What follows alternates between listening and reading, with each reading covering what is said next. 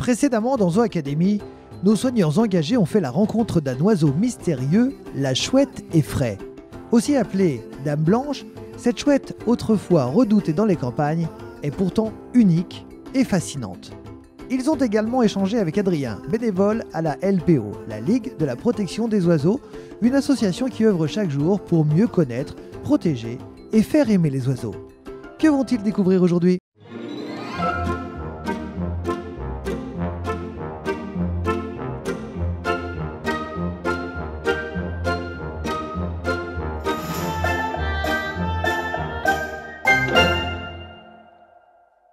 Bonjour à tous et bienvenue dans un nouveau numéro de Zoo Academy.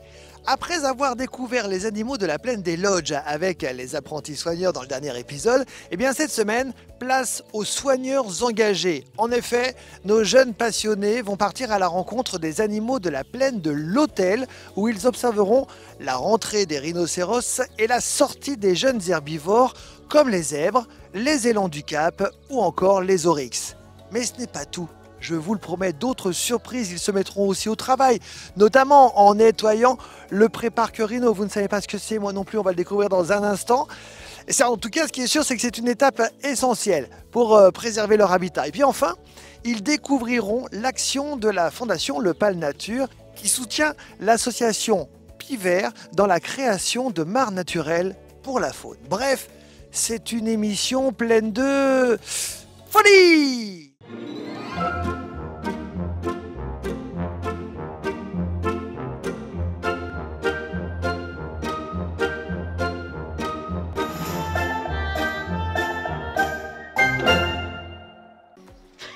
Alors, aujourd'hui, on va aller à la découverte d'autres espèces du parc qu'on n'a pas encore vues. On va aller voir les animaux, les herbivores de la plaine de l'Hôtel. Donc, il y a, vous vous rappelez des espèces qu'il y a sur cette plaine de l'Hôtel ou pas? Zèbre. Girafe. Rhino. Ah, ça, c'est les trois plus grands, les plus emblématiques. Mais il va y avoir aussi des espèces d'antilopes. On a des élans du Cap, on a des oryx algazelles et on a des nyalas. En plus, et avec ça, il y aura des autruches et quelques oiseaux, mais nous, on va se concentrer sur les mammifères aujourd'hui. Et dans ces espèces-là, elles sont toutes un peu menacées, parce qu'il y a beaucoup de faune d'Afrique qui est menacée, parce que c'est un climat très chaud là-bas, et ils sont vraiment touchés par des grandes sécheresses. Donc ça va être des animaux qui sont naturellement menacés par les conditions climatiques, plus l'homme rajoutant divers facteurs fait que la menace augmente. Et donc nous, on soutient une association sur place qui va essayer de construire des mares justement pour que les animaux aient des points d'eau réguliers, enfin voire permanents, pour qu'ils aient au moins ce souci-là de trouver de l'eau en moins et qu'ils aient plus que d'autres soucis. Mais on ira du coup à la fin de la séance rencontrer Camille qui va nous parler de cette association. Ok? On va aller déjà découvrir les animaux là? Allez. En effet, les lodges de l'Hôtel du Pal regroupent les animaux les plus emblématiques de la savane africaine. Dans leur milieu naturel, beaucoup d'entre eux sont aujourd'hui menacés. Outre la raréfaction de l'eau, dont on parlera un peu plus tard, la déforestation et le braconnage contribuent à la disparition progressive de leur habitat. Et quand l'espace, l'eau ou la nourriture viennent à manquer, c'est tout l'équilibre de leur écosystème qui s'effondre, mettant leur survie en péril. Là, on est dans toute la zone hiver des herbivores de la plaine de l'Hôtel. Donc on va commencer par voir la rentrée des rhinos. Tous les petits herbivores sont déjà rentrés, les girafes sont rentrées, il nous reste les rhinos à rentrer. Donc on va commencer par voir leur rentrée et après on aura une petite mission soigneur à faire. Nettoyer leur enclos, tout à fait. Et vous allez voir, rhino c'est fait. Allez, on y va. Il existe 5 espèces de rhinocéros dans le monde. 2 en Afrique, le rhinocéros blanc et le rhinocéros noir, et 3 en Asie, le rhinocéros unicorne d'Inde, celui de Java et le très rare rhinocéros de Sumatra. Le rhinocéros blanc que l'on trouve au parc zoologique Le Pal est le 2e plus gros mammifère terrestre, juste après l'éléphant. Malgré son nom, il n'est pas blanc, mais gris-brun.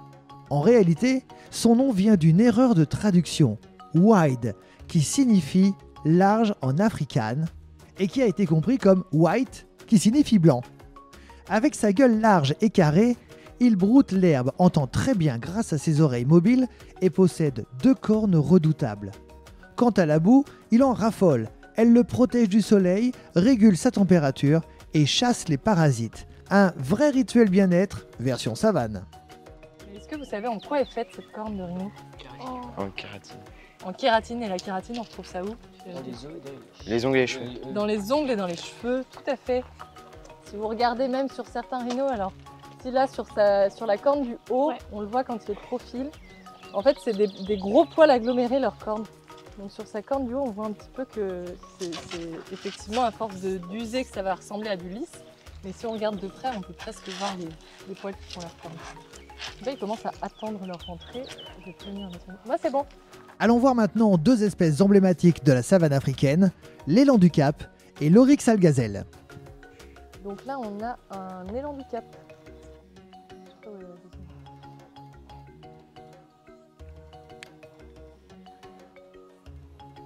Oryx algazelle. Donc là, on va en avoir deux aussi, mais ce coup-ci deux mâles qu'on a séparés volontairement des femelles qui sont au lodge. Donc là, vous voyez le papa en premier et son fils. Et une nouvelle espèce, le soigneur, qui sur ce secteur marche beaucoup, puisqu'il faut qu'il accompagne le premier groupe jusque là-bas, vérifier qu'il rentre et qu'il s'écarte de l'entrée. Parmi les dunes brûlantes du Sahara, un animal incroyable a longtemps régné en maître, l'Oryx algazelle. Avec ses cornes fines et recourbées comme des sabres et son pelage pâle qui reflète la chaleur, cette antilope semblait tout droit sortie d'un conte. Mais à cause de la chasse et de la disparition de son habitat, elle a complètement disparu à l'état sauvage au début des années 2000. Heureusement, des programmes de protection ont permis à l'espèce de renaître et aujourd'hui, des groupes d'oryx vivent à nouveau dans leur milieu naturel. Retrouvons maintenant nos ambassadeurs dans leur rôle de soigneurs. Pour le nettoyage de mission, il y a les gros caca de rhinos à ramasser, sachant que les rhinos c'est quand même assez chouette, ça fait caca quasiment tous au même endroit. Donc là il y a une bonne zone, on vérifie quand même dans le reste de l'enclos qu'il n'y ait pas une autre zone. Et après ici vous avez les dalles pour le foin. Comme cette nuit il va pas pleuvoir, potentiellement demain matin ils pourront remanger ce même foin. Donc on va juste ratisser pour en faire un gros tas, pour qu'on sache quelle quantité il reste, pour savoir quelle quantité doivent rajouter les soigneurs. Okay. Donc on a une dalle de foin ici, une dalle là-bas à l'ombre, ce gros tas là, et on fait un petit tour d'enclos pour voir s'il n'y a pas d'autres endroits où il faut qu'on nettoie. Ça vous va? Des questions? Non. Action. Allez go. Ils n'ont pas de cap, mais ils ont des pelles et un sacré courage, car nettoyer derrière un rhinocéros blanc, c'est un vrai sport. Ça sent fort, ça pèse lourd et ça colle aux bottes. Fatigant? Oui. Essentiel? Encore plus. Allez, suivez-les, mais gardez vos distances. Et faites attention, chargez pas trop que l'avant de la brouette, sinon elle va... Zoom sur sa tête. Anoline. Oui, ça m'enlève. Je suis plus tout jeune. C'est encore une mission accomplie.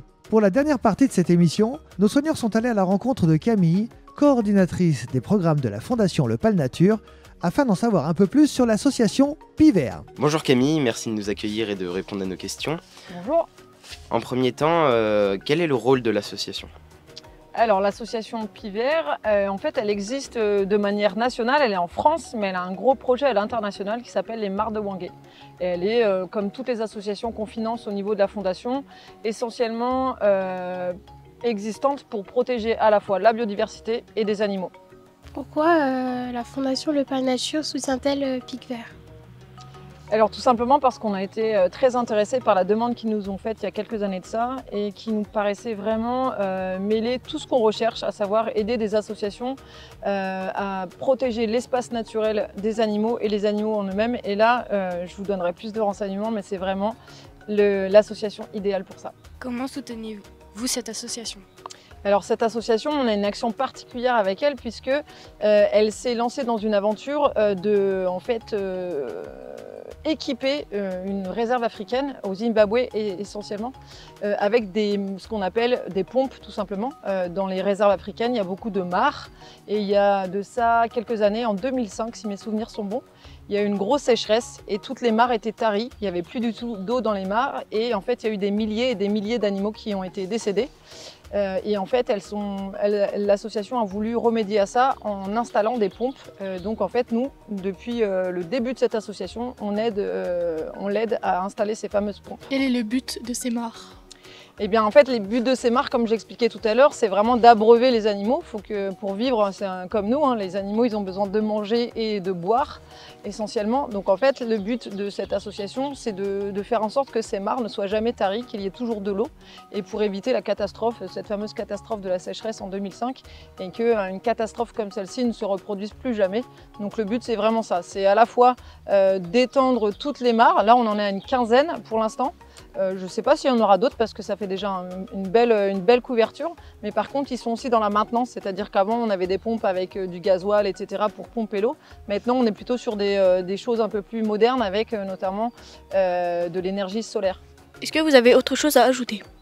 Mais non, merci beaucoup de vos questions et de votre présence. C'est toujours intéressant d'échanger avec la jeune génération.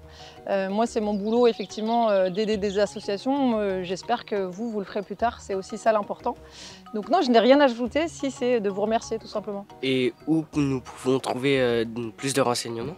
Alors vous avez un site internet, en fait on a une page sur le site du PAL, vous avez tous les renseignements, vous tapez Fondation Le Pal Nature, vous allez trouver ça assez facilement.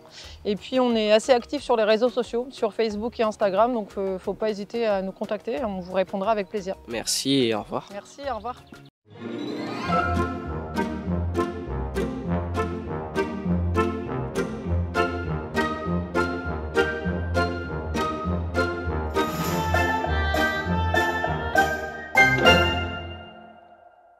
Vous souhaitez en savoir un peu plus sur l'association Pivert, ça tombe plutôt bien. Voici l'adresse, elle s'affiche en bas de votre écran. N'hésitez pas à vous y rendre. Vous aurez les réponses à toutes les questions que vous vous posez. Voilà, c'est terminé pour aujourd'hui. On se retrouve très vite dans Zoo Academy. Vous souhaitez en savoir un petit peu plus, ça tombe bien. Voici les premières images. Je vous embrasse et à très vite. Salut. Dans le prochain épisode, nos soigneurs en herbe enfileront leurs chaussures de randonnée et partiront explorer un écosystème aussi mystérieux que captivant, la forêt. Ils devront observer les arbres, rencontrer les petites bêtes qui grouillent sous les feuilles et surtout comprendre le rôle essentiel de chaque élément de ce monde vivant. Et vous, serez-vous prêt à relever le défi ? Oui ? Alors, ne manquez pas la prochaine émission de Zoo Academy.